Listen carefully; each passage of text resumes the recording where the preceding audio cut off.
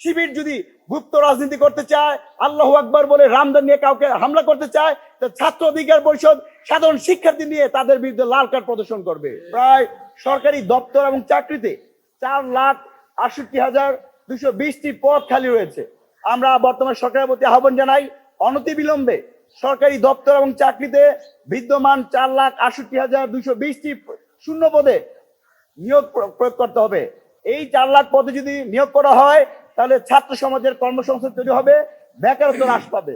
অত্যন্ত দুর্ভাগ্যের বিষয় হলো যে অভ্যুত্থানের সূচনা হয়েছে শিক্ষার্থীদের জন্য, কোটা সংস্কারের জন্য, কিন্তু গত 2 বছরে শিক্ষার্থী সংশ্লিষ্ট বেকারদের কর্মসংস্থান সৃষ্টির জন্য কোনো কাজ করে নাই।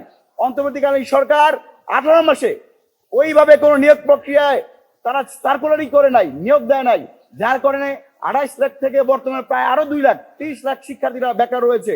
বর্তমান সরকারের বয়স অনেকে শিশু বলে, তারপর 6 মাস অতিক্রম হয়েছে। আমরা সরকারের প্রতি আহ্বান জানাই, তরুণ বেকারদের, যুবকদের জন্য কর্মসংস্থান সৃষ্টি করা এবং সরকারি চাকরিতে যেই পদগুলো শূন্য রয়েছে অনতিবিলম্বে সেই শূন্য পদগুলো নিয়োগ প্রদান করতে হবে।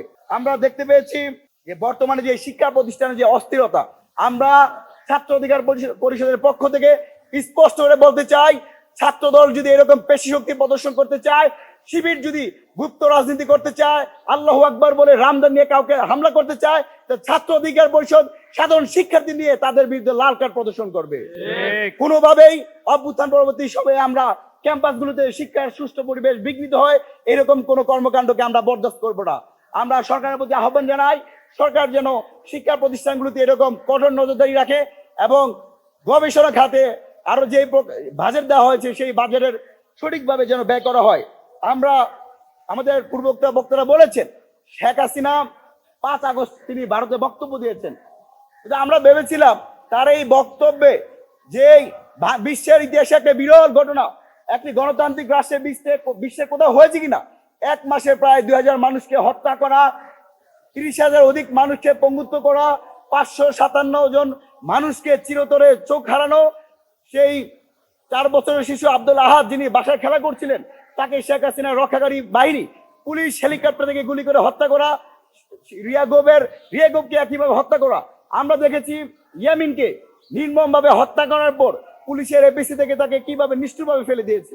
আমরা দেখেছিলাম সাভারের আশুলিয়াতে 6 জন ছাত্র জনতাকে হত্যা করার পর ভ্যানের উপর তাদের লাশগুলো পুড়ে দেওয়া হয়েছে। এত এত ভয়ঙ্কর নিষ্ঠুর কাজ করার মধ্য দিয়ে যারা এই বাংলাদেশ থেকে পলায়ন করেছে, যারা তাদের জীবন বাঁচাতে বাংলাদেশ থেকে পালিয়েছে, সেই শেখ হাসিনা হয়তো 2 বছরের মাথায় অনুশোচনায় ভুগবে, এদেশের মানুষের কাছে ক্ষমা চাইবে। কিন্তু অত্যন্ত পরিতাপের বিষয়, শেখ হাসিনা আবারও প্রমাণ করলেন আওয়ামী লীগ, ছাত্রলীগ, যুবলীগ সন্ত্রাসী সংগঠন, একটি জঙ্গি সংগঠন, যাদের কোনো রাজনৈতিক অধিকার নাই বাংলাদেশের রাজনীতি করা। দেশে দেশে সবার সাথে দ্য নিউজ।